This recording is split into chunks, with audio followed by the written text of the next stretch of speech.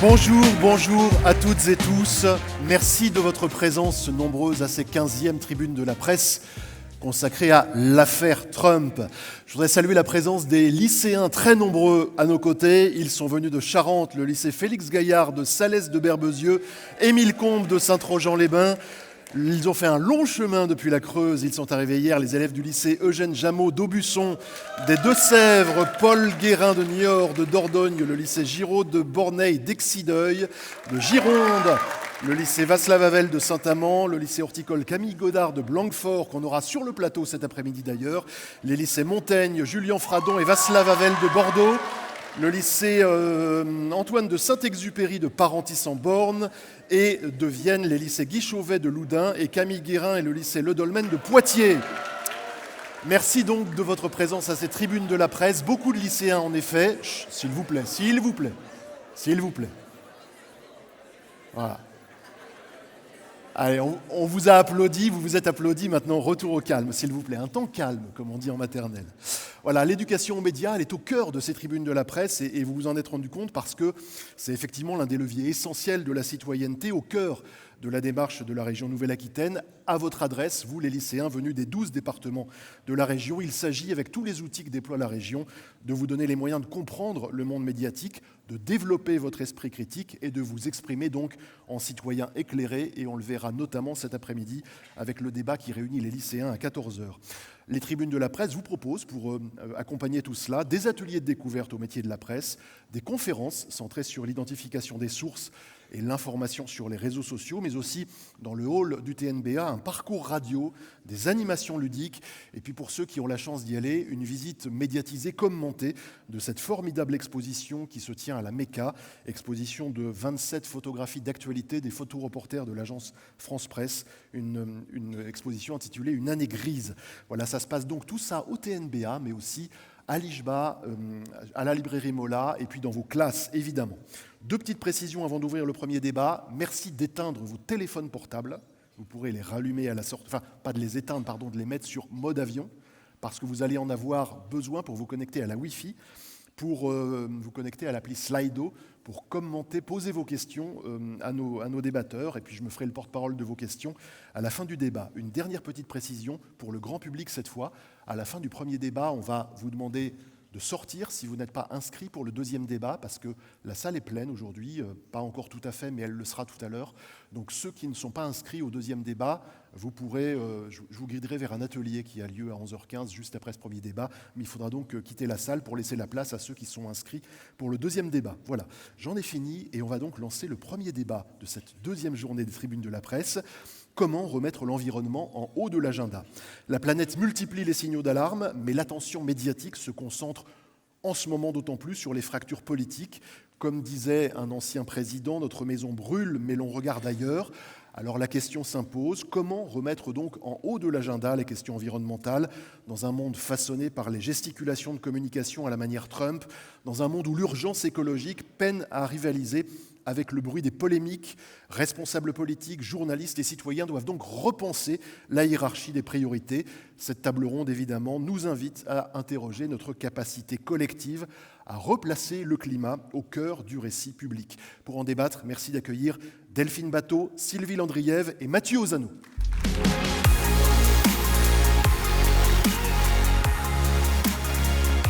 Delphine Batho est députée des Deux-Sèvres, coordinatrice nationale de Génération Écologie, ancienne ministre de l'écologie. Elle a signé aux éditions du Rocher Insoumise, aux éditions chez Grasset, Insoumise. Sylvie Landriève est directrice de l'association Forum Vie Mobile, un institut de recherche sur la mobilité.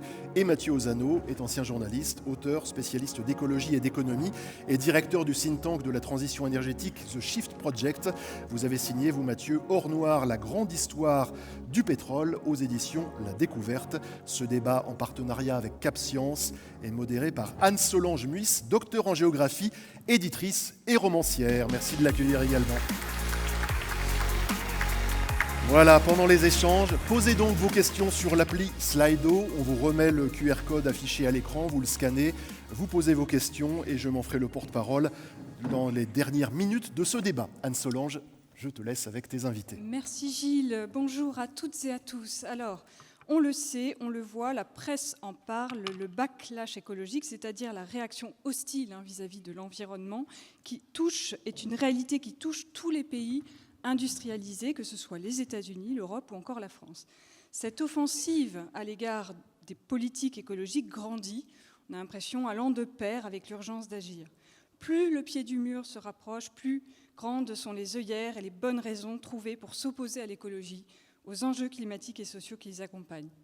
La voie s'ouvre sur un retour en arrière, une désinformation organisée par les divers partis politiques, soutenus par les grands groupes économiques, comme les groupes pétroliers par exemple, qui voient probablement l'opportunité de poursuivre, voire d'intensifier leurs activités polluantes. Aux États-Unis et bientôt en France, point d'interrogation, les constats sont alarmants.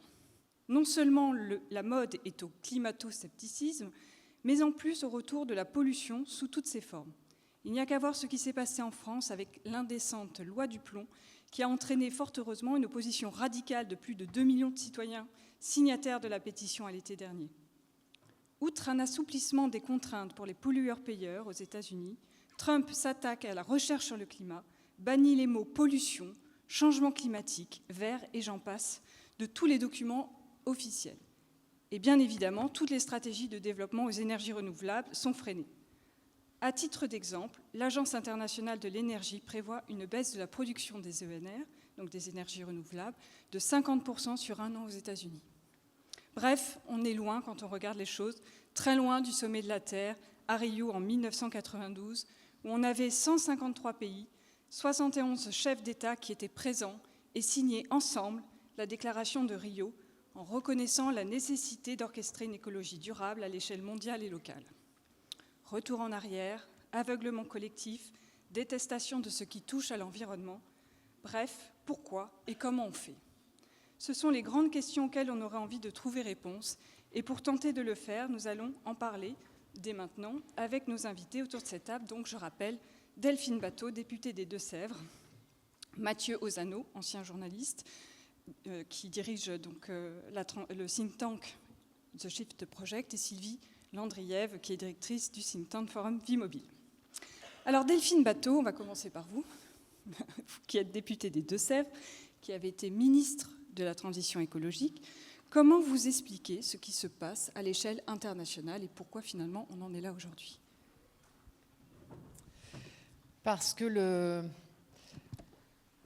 la mondialisation, c'est-à-dire l'idée que l'expansion du commerce, la croissance économique pouvait être infinie et que c'est en développant le commerce qu'on garantirait une forme de paix sur la planète, se heurte à des limites physiques, les limites du changement climatique, les limites de la raréfaction des ressources, toutes les conséquences du changement climatique en termes à la fois d'événements extrêmes, mais aussi de perte de terres habitables, d'épuisement des ressources naturelles, et que ce contexte-là, c'est un moteur des guerres, le moteur des guerres et de la montée des tensions géopolitiques à l'échelle internationale aujourd'hui, c'est le changement climatique, c'est l'effondrement écologique qui pousse à une logique de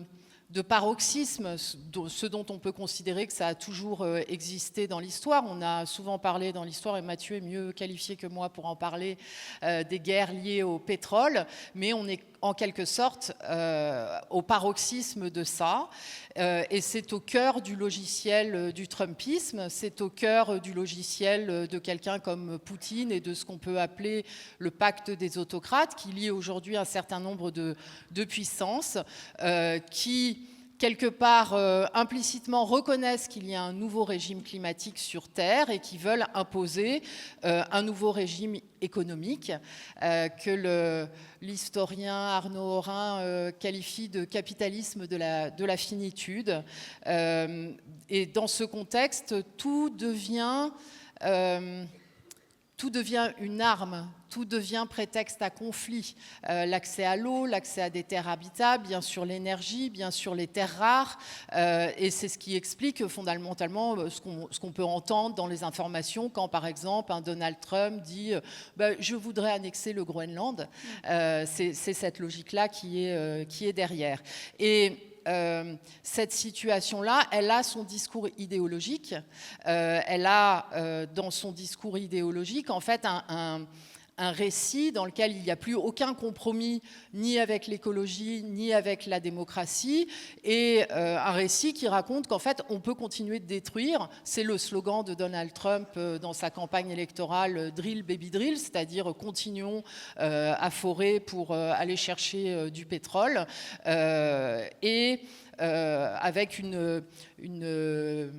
même un récit qui va jusqu'à laisser entendre en fait qu'on peut continuer à détruire la Terre puisqu'on peut aller sur Mars. Dans le discours d'investiture de Donald Trump, il y a cette histoire de la conquête de Mars, qui est un mensonge total, qui s'inscrit dans cette logique en fait de justification de la destruction écologique. Et donc on est dans une forme de lutte à mort en fait, entre la défense de la planète, la défense de l'écologie, de la démocratie et ce qu'on peut appeler les destructeurs ou les prédateurs. Alors on a ça aussi, on le voit sur les grands groupes pétroliers, hein, on a l'impression qu'ils prennent quand même de plus en plus de place, y compris au niveau médiatique, et puis là on l'a encore vu, hein, Mathieu Ozano sur la COP 30, où finalement ils avaient une grande présence sur cette dernière COP, et puis on a bien vu aussi qu'au sortir de la COP, il n'y a pas de document qui permet de réduire ces énergies fossiles. Comment vous voyez les choses, vous qui êtes un peu familier de ces géopolitiques des énergies, et comment vous percevez ce recul drastique de l'investissement américain vis-à-vis des énergies renouvelables? L'investissement américain, merci beaucoup, puis merci pour l'invitation, merci d'être là si nombreux, 10 heures un vendredi matin, pour parler de cette question grave et délicate. L'Amérique, c'est land of plenty, c'est le pays de l'abondance. Delphine, tu parlais de la notion de finitude, le fait qu'on se rapproche, qu'on est rentré peut-être dans le monde des limites physiques à la croissance. Les émissions de gaz à effet de serre sont le thermostat de la planète est une limite, il y en a plein d'autres. Les États-Unis, c'est le parangon d'un pays où on a la perception qu'on est loin de la limite. Les États-Unis ont réussi par un tour de force industriel incroyable à redevenir premier producteur mondial d'énergie, c'est-à-dire première puissance mondiale.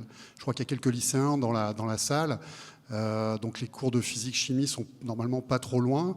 C'est marrant, quand on parle de puissance à l'échelle humaine, quand on parle de puissance politique, économique, même militaire, on oublie complètement un lien très trivial, qui est que quand on parle de puissance à la lettre, on parle d'énergie, puisqu'un watt est égal à un joule par seconde, n'est-ce pas? Pour ceux qui sont encore proches de leur cours de physique-chimie, ça leur parlera.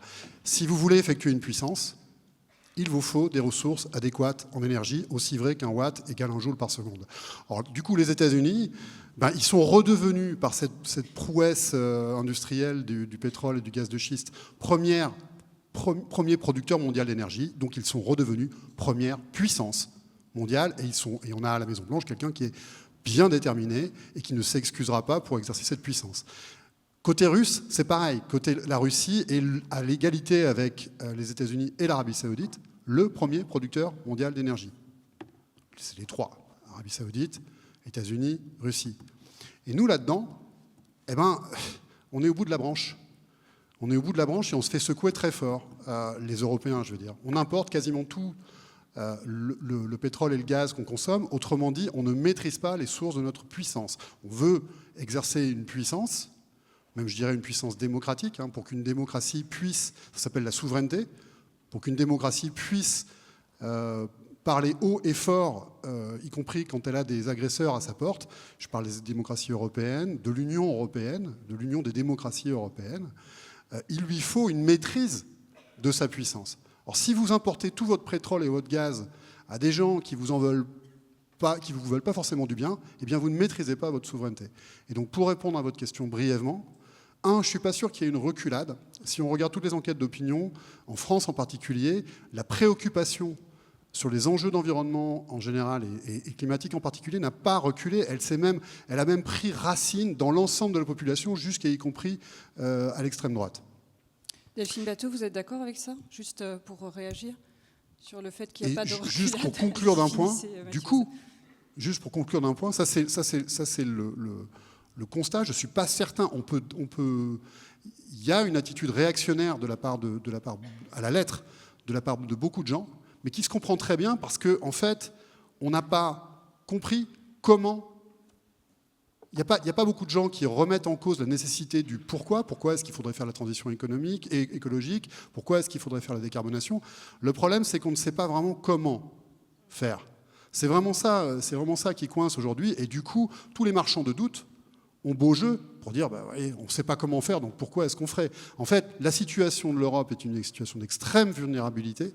Et donc, en plus du climat, on a une raison de souveraineté pour préserver ce que c'est que le projet européen, de maîtriser notre accès à l'énergie, c'est-à-dire à la puissance. Et il se trouve, c'est ma conclusion, il se trouve que les énergies que l'on maîtrise directement au sein du territoire européen, elles sont très largement décarbonées. Si on exclut le charbon que les Allemands ne veulent plus utiliser, ou les Polonais, de moins en moins, les sources d'énergie bas carbone, il se trouve qu'elles sont essentiellement des sources d'énergie dont on peut maîtriser la production. Et donc du coup, CQFD, décarbonation, souveraineté, c'est le même combat. On n'est pas encore non plus à des objectifs très forts et on a bien vu qu'on ne les re-signe pas sur la COP30 ou en tout cas on a tendance plutôt à les diminuer.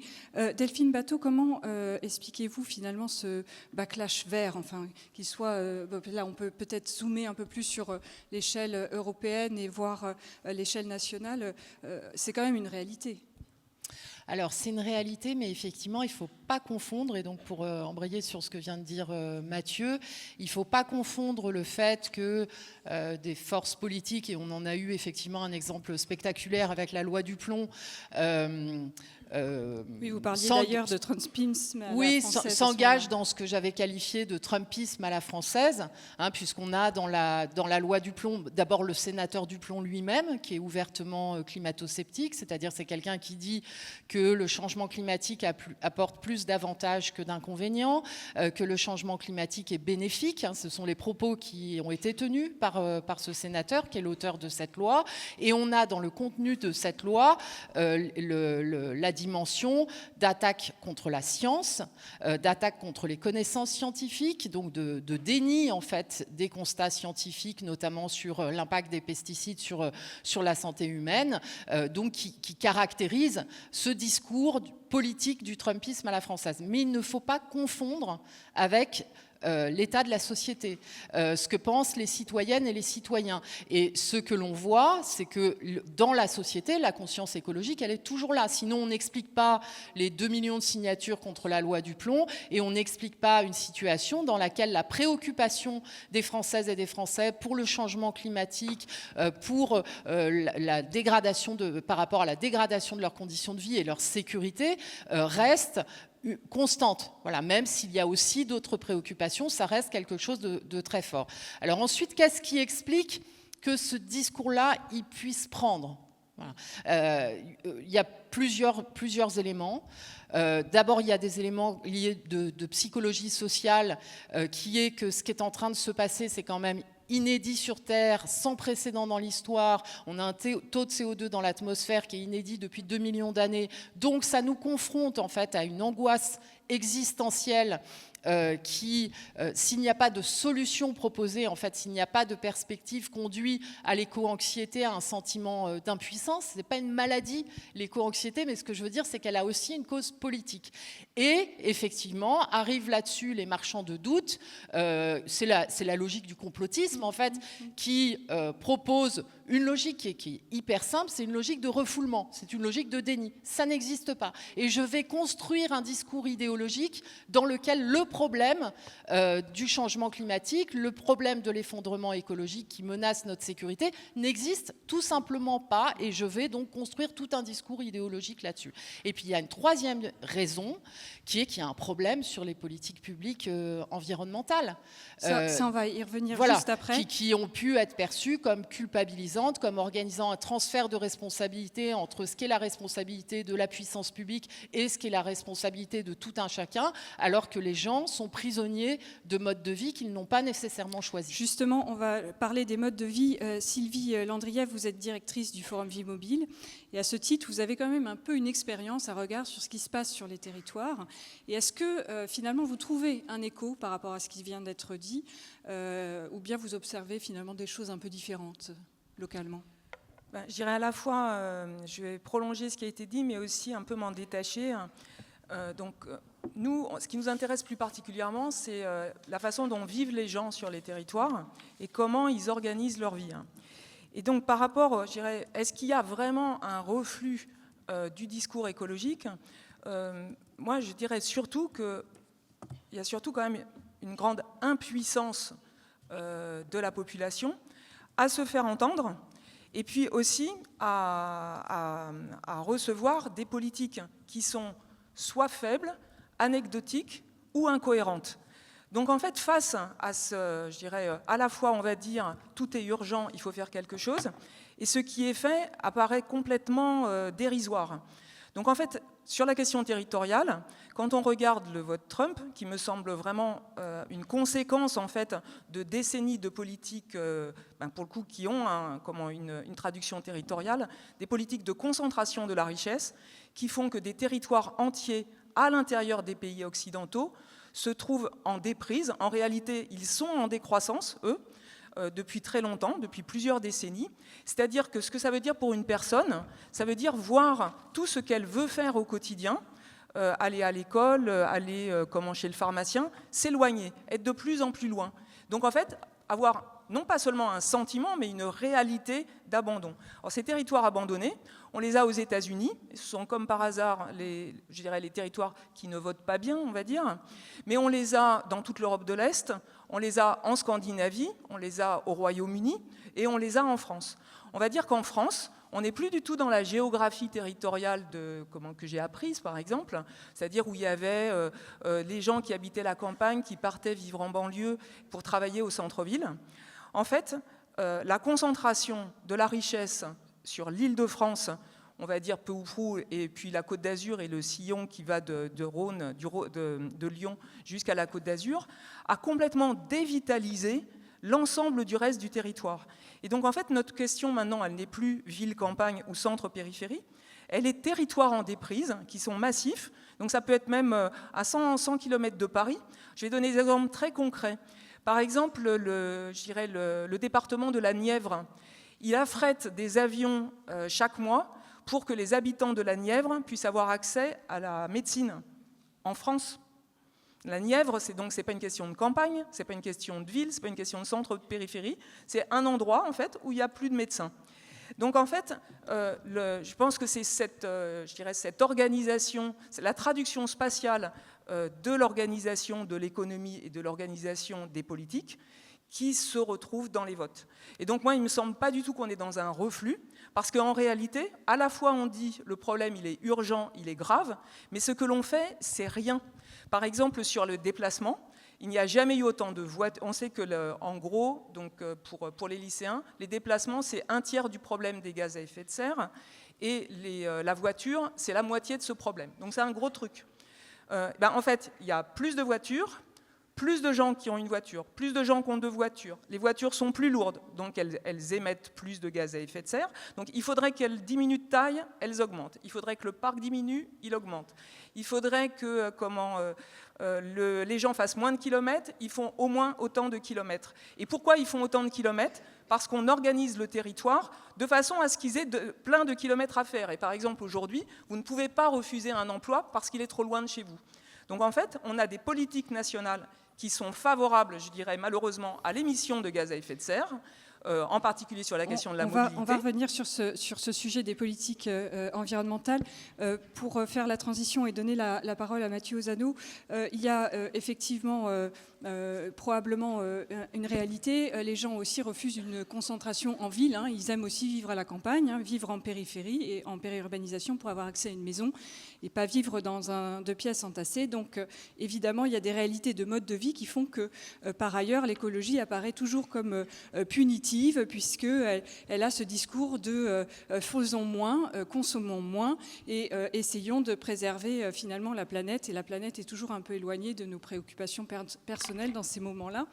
Mathieu Ozano, justement, moi ce que je me demande, c'est est-ce que c'est un refus? On est quand même, plus ça va, plus il y a urgence à agir, on en a tous conscience, je crois, mais plus ça va et plus on a l'impression qu'il y a un refus d'obstacles. Est-ce que c'est générationnel, c'est-à-dire qu'on a ce baby-boom qui devient ce qu'on appelle ce papy-boom, c'est-à-dire que cette génération des 30 glorieuses habituées à une consommation excessive, à une modernité finalement, et puis surtout un recours à la technique et aux ressources naturelles pour vivre, pour les modes de vie. Est-ce que c'est générationnel ou est-ce que c'est autre chose? Et si oui, c'est quoi? Je fais une référence de boomer. Je ne suis pas tout à fait boomer. Je suis la génération d'après. Je suis génération X comme nous quatre, peut-être. Peut-être qu'il y a un certain d'entre vous, vous demanderez à vos parents, sinon les Shadok. C'était un dessin animé très intéressant qui était une satire sociale. Et les Shadok, ils pompaient. Voilà. Alors, leur activité, c'est des petits personnages qui pompaient. On ne savait pas trop pourquoi, mais ils pompaient. Voilà. Et ils avaient des devises, des proverbes. Et alors, celle que je préfère, c'est s'il n'y a pas de solution, c'est qu'il n'y a pas de problème. S'il n'y a pas de solution, c'est qu'il n'y a pas de problème. Okay ? Tout le monde est conscient qu'il y a un problème aujourd'hui, mais personne ne comprend ou ne prend la mesure, peu de gens prennent la mesure de ce qu'il faudrait faire pour être à la hauteur de ce problème. Le problème, il est simple, à la fois simple et profond. Il est simple, vous l'avez dit, si on veut décarboner, il faut donner une priorité systématique au transport en commun, une priorité systématique au train, et pour ce qu'on ne peut pas, lorsque la bagnole individuelle est indispensable, il faut donner la priorité à des véhicules plus petits, moins puissants et oui, moins rapides. Si on passe 5 minutes sur le problème, on tombe sur ce genre de réponse. Et vous voyez tout de suite l'énormité du changement de représentation que ça suppose. Et néanmoins, il y a plein de gens qui évoluent vers ça, consciemment, inconsciemment. Alors on peut dire que c'est un truc de bobo et symbolique, mais la manière dont le vélo reprend sa place dans un certain nombre de centres-villes. Ici, le Pont de Pierre, moi j'ai connu Bordeaux, j'ai été étudiant ici, asphyxié de particules de diesel dans les années 70, une ville qui était grise, qui était moche. Le Pont de Pierre en vélo, c'est un truc de fou. Et en même temps, à côté de ça, on a la rocade qui est blindée. Donc on est dans ce moment un peu de valse-hésitation entre, on voit bien la thérapie, mais on se dit, mon Dieu... Oui, mais c'est confortable de rester dans nos, je sais pas, dans nos modes de consommation aussi. Si on s'aperçoit, si on regarde la situation en face, d'abord, on est en train de transformer la planète en toaster, ça craint. Oui. Et 2, on est en train de se faire croquer par M. Poutine et M. Trump. Le point que je disais tout à l'heure sur la manière dont les notions de décarbonation au nom du climat et de décarbonation au nom de la préservation d'une souveraineté pour les démocraties européennes se rejoignent. Bon, une fois qu'on a une vision claire sur le pourquoi, vous voyez, s'il n'y a pas de solution, c'est qu'il n'y a pas de problème. Si on voit clairement, si on regarde bien en face le problème, eh bien les solutions, elles sont prêtes en fait. Pour ce que vous décriviez, vous en parleriez infiniment mieux que moi, pour la mobilité, ce qu'on appelle la mobilité quotidienne, techniquement, les déplacements, les 15 bornes qu'en moyenne, grosso modo, on fait tous pour aller bosser, aller chercher les gosses à l'école, etc. Y compris à la campagne, il est parfaitement possible de développer un cocktail intelligent de mobilité active, une composition de solutions qui associe le bus, le vélo, le covoiturage et permettent aux gens de se déplacer confortablement dans des temps de parcours équivalents, de faire des économies massives. Mais ça, cette méthode thérapeutique, elle est très claire, mais le saut d'obstacle est principalement symbolique.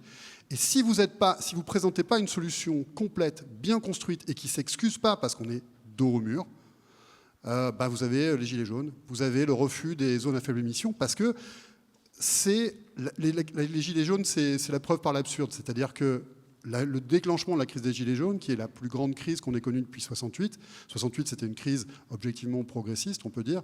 À la lettre, les Gilets jaunes, c'est une crise réactionnaire, et c'est pas un jugement de valeur que de dire ça, c'est une réaction par rapport à des propositions qui sont inacceptables. Qu'est-ce que c'était ces propositions inacceptables? Pour moi, c'est Dr Diafoirus, c'est le médecin de Molière. On va vous faire une bonne saignée, avec la taxe carbone, on va vous faire une bonne saignée, ça va aller mieux. Vous allez acheter une Tesla, vous allez déménager. Non, c'est un peu court, c'est un peu court. Le problème est plus sérieux, plus grave, c'est changer le système sanguin de la société, et ça ne se fait pas avec un petit signal prix à la papa. Ce sont des politiques industrielles, ce sont des politiques de la demande, ce sont des politiques de redéveloppement, comme on a su faire à des heures plus graves, peut-être plus évidemment plus graves, après la Première Guerre mondiale, la Seconde Guerre mondiale. On a su reconstruire et redévelopper. Mathieu Ozano, je vous coupe parce que effectivement, on va revenir aussi sur ces questions de solutions. Juste pour rappel, quand même, les Gilets jaunes, à la base, c'était une réaction justement à une contrainte écologique. C'était une réaction à des politiques publiques sur les mal expliquées, sur le prix de... mal développées et pas complètes. Oui. Delphine Batho, qui n'étaient pas complètes. Justement, oui, est-ce que l'écolo... Juste point d'histoire pour qu'il n'y ait pas de malentendu, mais en fait, la taxe carbone en France, pour avoir été limogée du gouvernement le jour de l'arbitrage que je refusais sur ce sujet, elle n'a jamais été créée pour des raisons écologiques.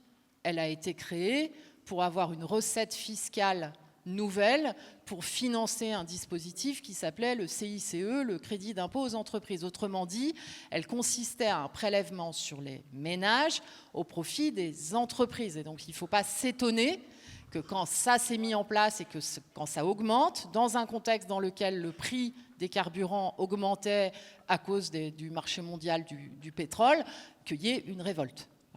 Voilà. Et alors, justement, du coup, c'est vrai que le citoyen a toujours l'impression que c'est lui qui doit faire l'effort écologique, là où, au final, on aimerait quand même que ce soit les grands groupes pétroliers, par exemple, industriels, qui portent un peu plus la responsabilité de la pollution. Je ne sais pas, je pense que ça serait mieux que vous répondiez, parce qu'en fait, de mon point de vue, ça suppose...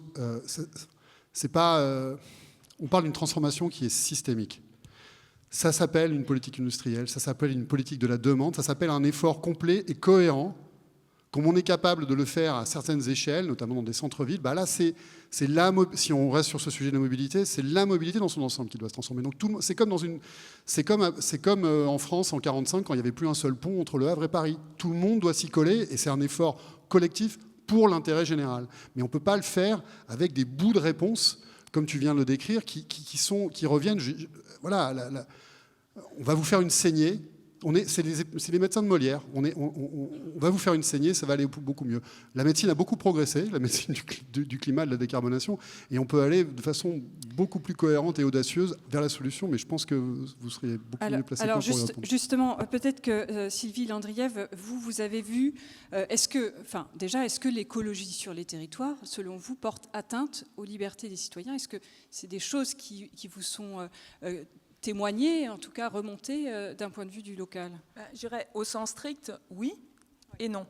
C'est-à-dire qu'effectivement, à partir du moment où on considère qu'il y a un problème, c'est un problème systémique, comme disait Mathieu Ozano, mais que la solution, c'est aux gens de changer de comportement, c'est là que ça ne va pas, en fait, parce que le degré de liberté pour changer de comportement, quand on habite, je ne sais pas, dans le Médoc, qu'on doit tous les jours traverser la Gironde pour aller travailler, en fait, on n'a pas beaucoup de prise, en fait.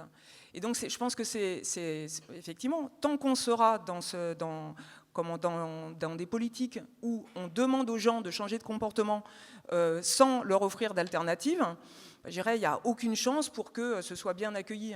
Après, donc nous, on fait beaucoup de forums citoyens, et donc on essaie d'avoir une bonne représentativité de nos citoyens. C'est un peu ou prou, un peu comme la Convention citoyenne pour le climat, mais plus territorialisée, puisque c'est on est comme Anne Solange, on est géographe avant tout. Donc, nous, jamais, donc même si on a tout l'échiquier politique de représenter, jamais on ne rencontre vraiment de climato-scepticisme. Non, en fait, par contre, les gens ne voient pas du tout comment faire. Ils ne voient absolument pas comment ils peuvent changer. Donc voilà, ça c'est notre propos. Et je vais donner un exemple, et même les politiques, en fait. Donc, un exemple très concret. Vous avez des parents d'élèves, à Lannion, qui voient leurs mômes qui doivent prendre le car pour aller au collège, et ils doivent traverser une départementale. Et sur la départementale, elle n'est pas extrêmement circulée, mais il y a des poids lourds qui vont un peu vite, et donc les parents sont inquiets pour que les enfants puissent aller prendre le car. Donc en fait, ils demandent à la direction de l'équipement de mettre un ralentisseur. Ils ne sont pas excessifs, ils ne demandent pas grand-chose. Et bien, qu'est-ce qu'on leur répond ? Pas question de ralentisseur, parce que vous, parents, vous êtes responsables de la sécurité de vos enfants, et donc la meilleure façon d'assurer leur sécurité, c'est de les accompagner à l'arrêt de car en voiture. Donc après, Ces camions, ils devraient être sur des trains. Voilà. C'est là où c'est systémique. Je suis arrivé de la Teste de Buche là ce matin. Tous les camions qui remontent de l'Espagne, mais si on avait un peu de cohérence et d'audace, depuis qu'on a signé les premiers accords climatiques en 97, mais tous les camions qui remontent de Saint-Jean-de-Luz, enfin plutôt d'Irun, ils devraient être sur des trains. Il n'y a aucune raison. Enfin, c'est là où c'est systémique. Ça s'appelle des investissements publics cohérents. Alors, juste si on peut juste organiser le débat, on va rentrer, puisque ça y est, c'est parti, dans les solutions et qu'est-ce qu'on fait d'un point de vue des territoires. Mais Delphine Batho, est-ce que, avant de zoomer sur l'ultra-local, est-ce que pour vous, la démocratie, c'est une solution pour essayer de renverser la vapeur, de remettre finalement l'environnement, l'écologie en haut de l'affiche ? Il n'y en a pas d'autre, en fait. Alors, expliquez-nous ça. Il y en a pas. Il ne peut pas y avoir de transformation de notre société qui n'aurait pas été délibérée, choisie et voulue par les citoyennes et les citoyens. Tout le reste, pardon, mais c'est une illusion. Donc en fait, j'arrive même pas à comprendre la question. Non, mais tant mieux. Alors, encore plus dans le contexte géopolitique que j'abordais en début en toile de fond, mais il n'y aura pas de transformation écologique de la société française autrement que par une volonté citoyenne, politique, démocratique, parce que sinon, à supposer qu'il y aurait ce que certains auraient pu qualifier de dictature verte ou je ne sais quoi, voilà. Ça dure 3 minutes et puis c'est terminé. Mais surtout, ce que je voulais dire, c'est qu'il y a un point fondamental là, dans les différents sujets qu'on aborde, c'est qu'en fait, toutes les politiques publiques dont Sylvie avait raison de dire tout à l'heure qu'elles sont faibles, contradictoires, etc., n'ont jamais réellement voulu en profondeur faire l'arbitrage en faveur de la santé, de l'amélioration des conditions de vie, de la préservation du climat, etc. Et du coup, la technique des responsables politiques pour quand même pouvoir faire un affichage et dire, mais vous voyez, on va quand même essayer de faire quelque chose, c'est d'inventer des politiques publiques qui sont d'un niveau de technocratie, de complexité et d'impuissance spectaculaire. Le meilleur exemple de ça, c'est les ZFE. Voilà. Les zones à faible émission. Voilà. L'histoire des zones à faible émission, si vous voulez, c'est la France qui donne, avec le Grenelle de l'environnement, un bonus écologique aux véhicules diesel, parce que ça émet moins de CO2 que l'essence, qui ne met en place aucune réglementation aux constructeurs et automobiles sur le poids des véhicules, sur les motorisations, etc., etc., qui met en place une fiscalité avantageuse au diesel, et qui, des années plus tard, une fois qu'on a des condamnations européennes pour le niveau de pollution de l'air dans un certain nombre de métropoles françaises, vient dire je fais un cercle autour de la capitale ou autour de l'agglomération et je dis aux gens qui sont à l'extérieur, vous n'avez pas le droit de prendre votre vieille voiture, vous n'avez pas les moyens de changer, vous n'avez pas le droit de la prendre pour venir en centre-ville. Donc c'est un transfert total de responsabilité. Et ça, c'est rejeté et c'est logique que ce soit rejeté. Et il y a d'autres solutions pour reconquérir la qualité de l'air. Et ça maintient la fracture urbain-ruraux, finalement aussi.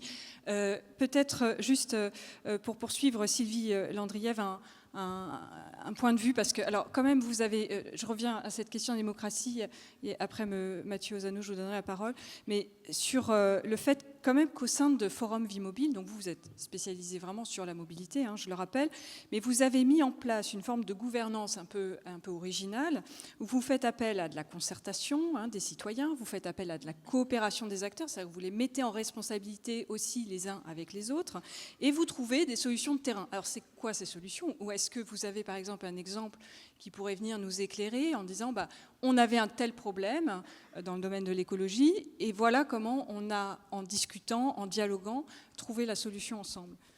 Alors donc effectivement, nous on organise des forums citoyens en fait, et finalement on ne fait pas exactement ce que font les conventions citoyennes, où en gros, par exemple la convention citoyenne organisée par le gouvernement, elle donne l'objectif et puis elle demande aux citoyens de trouver la solution. Donc nous on fait l'inverse, on demande aux gens ce qu'ils veulent, puis après on essaye de phosphorer sur les solutions.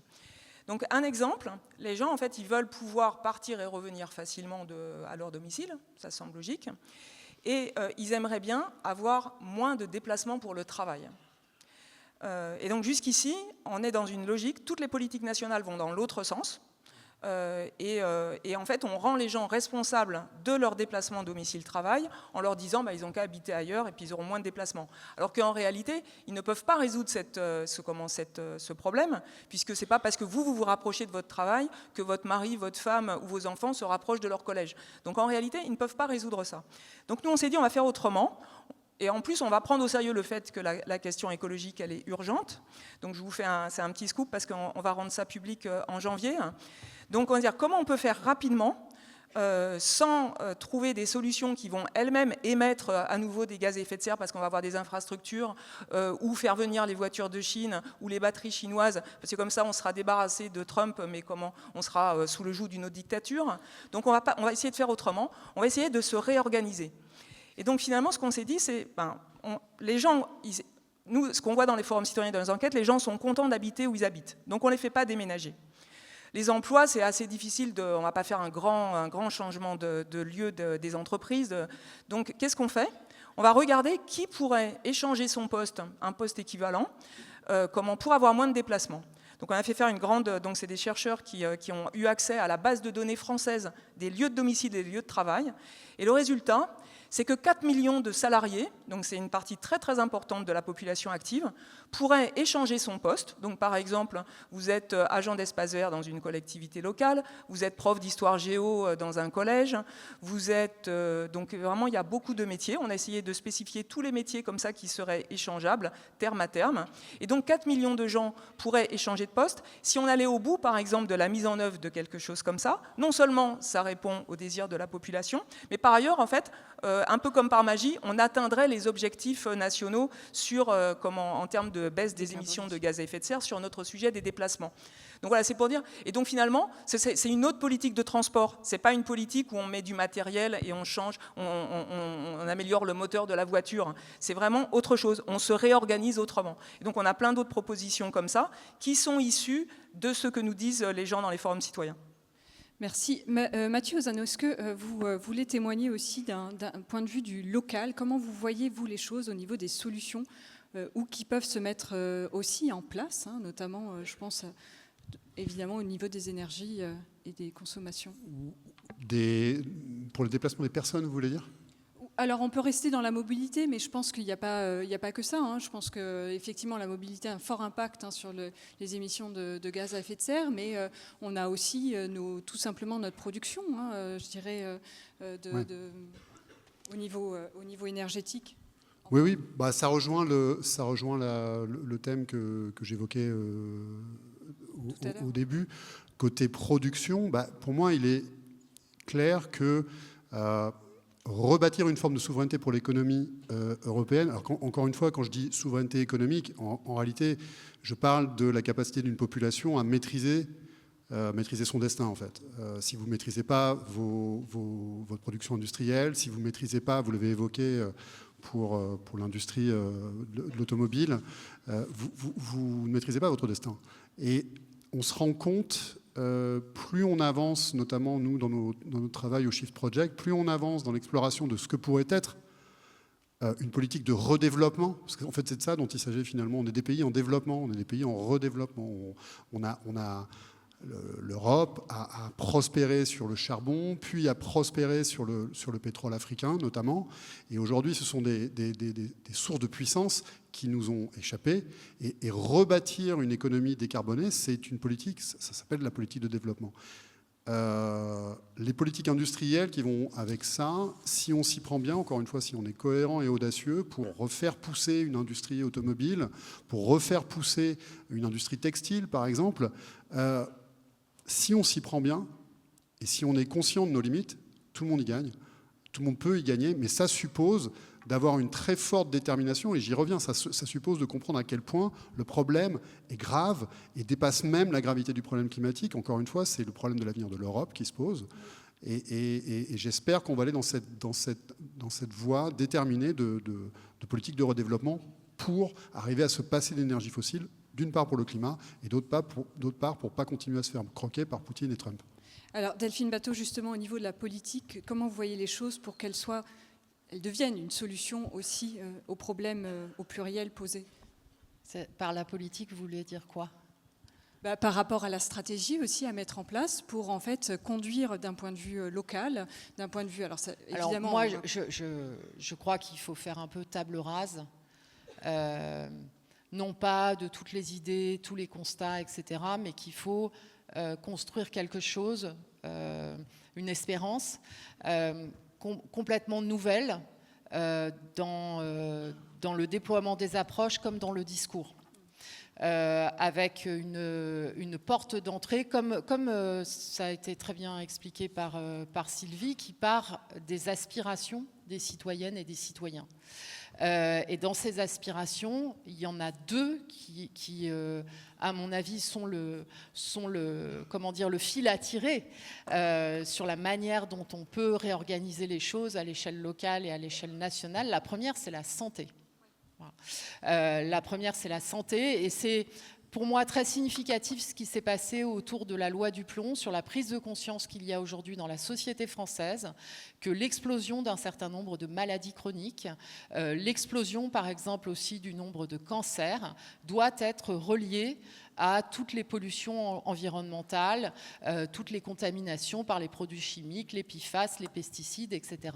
Et là, moi je suis dans un territoire, celui des Deux-Sèvres, où il y a un travail qui est fait par les chercheurs du CNRS, d'un centre de recherche au CNRS de Chizé, avec les habitants, avec les agriculteurs, où on fait un travail dans les communes sur quels sont les polluants qu'on retrouve dans les maisons, etc., etc. Et je vois qu'on tire le fil qui amène assez naturellement à comment on peut avoir une eau potable qui n'est pas contaminée par les pesticides et les nitrates, comment on peut avoir une sécurité alimentaire avec des produits alimentaires locaux, bio, de qualité, en circuit court, etc. Donc, où en fait on est dans une réorganisation de nos approvisionnements fondamentaux, l'eau qu'on boit, la nourriture qu'on mange, dans une logique qui est totalement vertueuse sur le plan écologique, avec comme impératif celui de la santé. Et le deuxième, c'est la sécurité au sens large, parce qu'en fait, et c'est ce qui explique aussi peut-être le décalage et comment dire, le rejet de politiques publiques qui n'ont pas été bien conçues, c'est qu'elles sont totalement obsolètes au regard des accélérations en cours. Alors, il y a évidemment la situation géopolitique, mais elles sont aussi obsolètes au regard de l'accélération du changement climatique. Le seuil de 1,5 degré qui détermine un certain nombre de conséquences, il a déjà été franchi, et il est certain qu'il sera franchi à l'échelle planétaire avant 2030. Donc on n'est plus, si vous voulez, dans le récit de on va faire une transition en 30 ou 50 ans, et donc comme c'est dans longtemps, l'État peut se contenter de dire la nation se fixe comme objectif qu'en telle année ce sera comme ça. Il faut une écologie du présent, du quotidien, et qui répond aux besoins concrets. Et dans ces besoins concrets, il y a notre sécurité si les prix des carburants augmentent, notre sécurité quand il y a des incendies, des tempêtes, des événements qui sont susceptibles d'affecter le cours normal de la nation. Et là où il y a quelque chose qui doit être travaillé, à mon sens, en termes de résilience citoyenne, c'est que toutes les questions de capacité d'auto-organisation en fait, de la société en termes d'entraide à l'échelle locale, de tissus de solidarité, etc., sont les mêmes que celles qui sont posées en termes de défense nationale.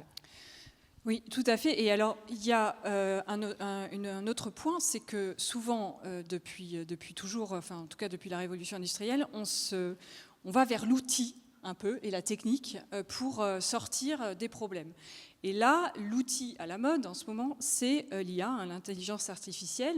Alors, est-ce que, d'un point de vue de notre sujet, de notre débat d'aujourd'hui, est-ce que finalement l'IA, c'est la solution à tous les problèmes, y compris aux problèmes de l'écologie, ou est-ce que ça va aller à l'encontre même justement de l'écologie ? Peut-être Sylvie Landriet, vous pourriez nous témoigner, vous, du côté de la mobilité, comment ça se passe ? De toute façon, je dirais, l'IA, c'est comme n'importe quelle technologie, tout dépend de ce qu'on en fait. Au passage, on aimerait bien qu'il y ait une assemblée citoyenne qui puisse donner son avis en fait, sur les choix technologiques. Mais par exemple, sur la question des transports, effectivement, l'IA, elle peut vraiment améliorer le système. Par exemple, avec une meilleure maintenance des transports collectifs, pour ne donner qu'un seul exemple. Donc oui, je dirais ça peut être quelque chose de tout à fait positif qui va nous aider pour affranchir un cap. Oui. Mathieu Ozano, un point de vue sur le sujet ? Non, mais je vous rejoins complètement. Une technologie n'est jamais bonne ou mauvaise en soi. Ça dépend ce qu'on lui fait faire.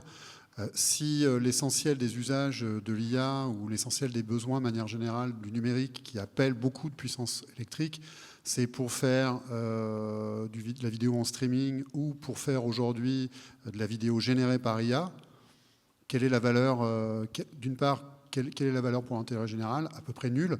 Et tu préemptes de l'électricité bas carbone qui pourrait permettre de faire de l'acier bas carbone pour refaire des trains, par exemple. Il y a vraiment cette concurrence d'usage aujourd'hui potentielle entre... On a des difficultés à développer les usages électriques qui décarbonent, notamment pour la mobilité, et on va préempter une forte proportion de cette production électrique bas carbone qui a une grande valeur pour faire fonctionner des usages numériques qui n'en a pas forcément beaucoup. Donc c'est ça. Ce dont moi je retrouve dans le discours de Delphine et de Sylvie, ce qui me préoccupe fondamentalement, c'est à quoi la technique est bonne. Quels sont les usages qui nous permettent d'assurer un avenir serein et sûr dans un monde qui, de gré ou de force, va devoir fonctionner sans énergie fossile. Oui, Delphine Batho, le mot de la fin, du coup, sur ce sujet. Non, mais très brièvement, mais le sujet de l'IA et du numérique s'inscrit dans le panorama géopolitique qu'on a dressé au début de la discussion. C'est-à-dire qu'en fait, c'est l'avènement, enfin une sorte de nouvel avènement des firmes-gouvernements. Et en fait, le débat sur l'usage des technologies et à quoi elles servent, etc., il n'a pas lieu. C'est-à-dire qu'on est dans une situation d'utilisation de ces outils pour une nouvelle domination qui va potentiellement même jusqu'à la domination cognitive. Et donc tout ce qui se joue sur le fait de dire les règles de la démocratie, les règles de la République, les règles de la souveraineté des citoyens doivent s'appliquer dans le cyberespace, doivent s'appliquer au domaine du numérique. Sinon, c'est en fait toute notre économie, mais aussi toute l'information, toute notre culture qui sont en train d'être siphonnées, absorbées dans des logiques qui nous échappent et qui sont faites aussi pour nous contrôler. Parfait, merci. Alors, moi, je retiens quand même le mot espérance, parce qu'on en a besoin justement pour sortir de l'éco-anxiété. La parole au public. Oui, alors, déjà, merci de votre attention, merci de vos très, très, très, très nombreuses questions. Ça va être difficile d'en choisir quelques-unes. Et par voie de conséquence, je vais vous demander de répondre de manière super synthétique. La réponse est oui, quelles que soient les questions. Oui. Alors, dans ce genre de débat, on n'échappe pas à la question, mais on ne va pas y échapper. Comment êtes-vous venu aux tribunes de la presse ? Mathieu Ozano. Est-ce que vous m'avez invité ? Non, mais comment ? Par quel moyen de transport ? Alors le TER ce matin, l'Atteste Arcachon-Bordeaux ne fonctionnait pas. J'ai pris le diesel de ma maman pour venir très très vite parce que du coup j'étais à la bourre. Delphine Batho. Par le TGV de 7h11 qui est arrivé à 9h14. Voilà. Et seconde classe parce que c'est la région qui paye. Et non, Sylvie en première classe parce que les députés qui doivent pouvoir se rendre partout sur le territoire national ont une carte d'abonnement à la SNCF qui prévoit ça. Sylvie. Donc moi je suis venue à pied de l'hôtel et je suis arrivée à l'hôtel hier en train. En train. Et Anne-Solange ? Moi, en train, évidemment. Oui. Voilà, et moi aussi. Et en voiture électrique pour aller jusqu'à la gare. Trop grosse, je le concède. Comment pouvons-nous accuser la voiture de polluer lorsqu'il y a encore des politiciens et milliardaires qui voyagent avec des avions privés ? On se souvient du scandale aller-retour Pau pour assister à un conseil municipal, mais ça n'est qu'un parmi tant d'autres. C'est une remarque de bon sens. Voilà. et qui renvoie directement à ce que je dénonçais tout à l'heure, c'est-à-dire un discours des politiques ou de l'État qui a consisté à stigmatiser, par exemple, les personnes qui ont une vieille voiture diesel, alors qu'effectivement, un certain nombre de comportements en haut des élites est clairement celui qui a aujourd'hui l'empreinte carbone la plus impactante. Ouais. Et la moins impactante, c'est le train. Première ou seconde classe, peu importe, mais la seconde classe étant justifiée par le fait que c'est de l'argent public, hein, ce n'était pas une critique. Delphine Batho, gardez la parole. Est-ce que nous ne devrions pas réfléchir à une transition de régime, transition politique, pour faire face à ces défis? Est-ce que notre régime, notre politique telle qu'elle est structurée, peut répondre à ces défis? Moi, je plaide pour l'abolition du présidentialisme, donc je ne pense pas que les institutions actuelles soient adaptées aux défis que la nation doit relever, parce qu'elles concentrent trop les pouvoirs. Et qu'elle date d'une autre époque, en fait, d'une époque où les citoyennes, les citoyens n'étaient pas aussi informés. Et je pense aussi, pour rebondir sur les travaux qu'expliquait tout à l'heure Sylvie, qu'il y a dans notre pays un enjeu aussi important à redonner du pouvoir au territoire dans une logique de démocratie et d'appropriation citoyenne et de choix collectifs aussi à l'échelle locale. Mathieu Ozano. Alors attendez, j'ai perdu la question parce que ça a changé d'ordre. Oui. Ça bouge en temps réel, ça va trop vite la technologie. Oui, il y avait une question autour des conséquences concrètes de la sortie des États-Unis de l'accord climat. Est-ce qu'on sait mesurer ces conséquences? L'accord, c'est un bout de papier. La politique américaine, et d'ailleurs elle n'a pas tellement évolué concrètement sous Biden ou sous Obama, consiste à développer au maximum la production de pétrole et de gaz, parce que ça s'appelle des pétrodollars. Donc il y a une réelle politique derrière ça, qui est ce que j'ai expliqué au début, c'est-à-dire une politique de puissance pour la puissance. Ça, c'est la vraie... Vous voulez ajouter quelque chose?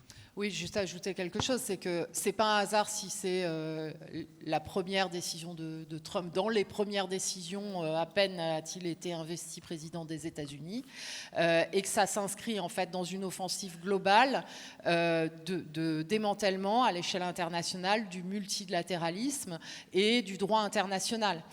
Quand un Donald Trump, si vous voulez, s'entend bien avec Poutine pour dire que Poutine il aurait le droit d'annexer en fait une partie de l'Ukraine, ça veut dire que la règle fondamentale issue de 1945 sur le respect des frontières et sur le droit des peuples à disposer d'eux-mêmes est remise en cause. Donc en fait, la dénonciation de l'accord de Paris sur le climat, la négation du principal problème commun à l'humanité qu'est le changement climatique, ça s'inscrit dans une logique d'ensemble où en fait les règles du jeu, le règlement pacifique des conflits, etc., tout ça c'est terminé. Maintenant, il n'y a que la force et le rapport de force. Voilà. Je suis allé un peu vite sur la signification directe de la sortie de l'accord de Paris et puis même de la prise de distance qui est faite par les États-Unis vis-à-vis du GIEC.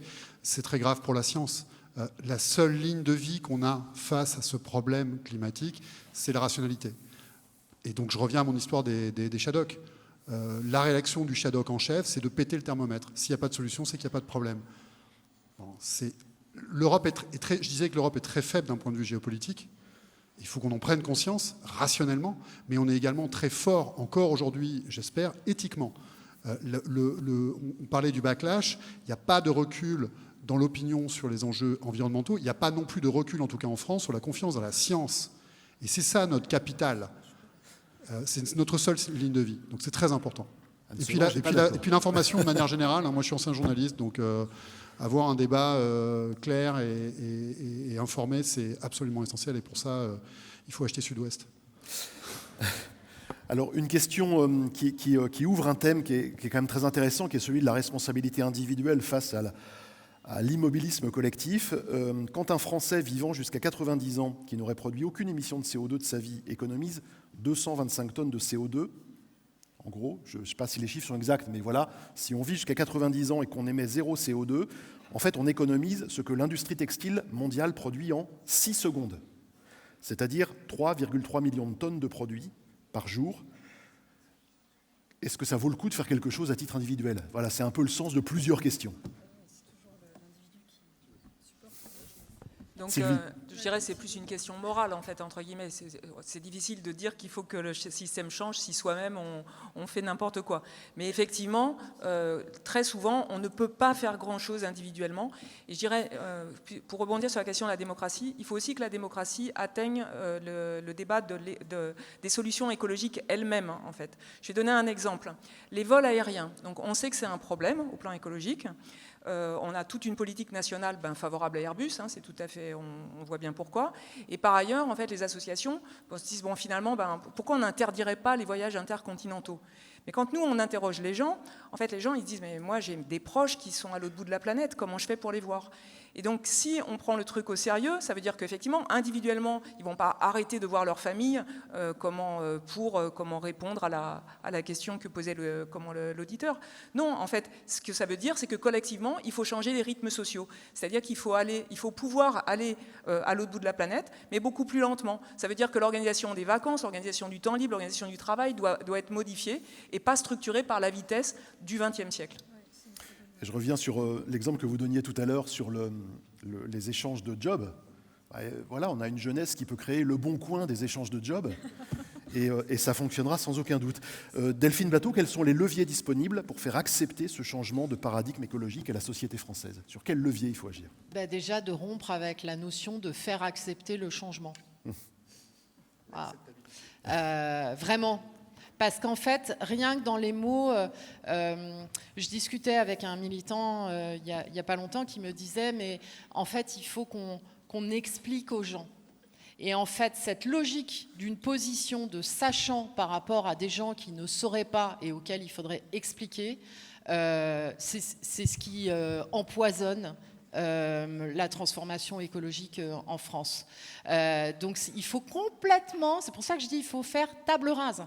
Voilà. Il faut faire table rase et il faut partir justement des besoins fondamentaux et des attentes de la population. Les gens aujourd'hui, ils aspirent à être en sécurité, ils aspirent à une meilleure qualité de vie, ils aspirent à avoir du temps pour la vie, pour les enfants, pour la famille, pour la culture, pour le sport, pour plein de choses. Et donc c'est de ça qu'il faut partir pour construire une nouvelle écologie en France.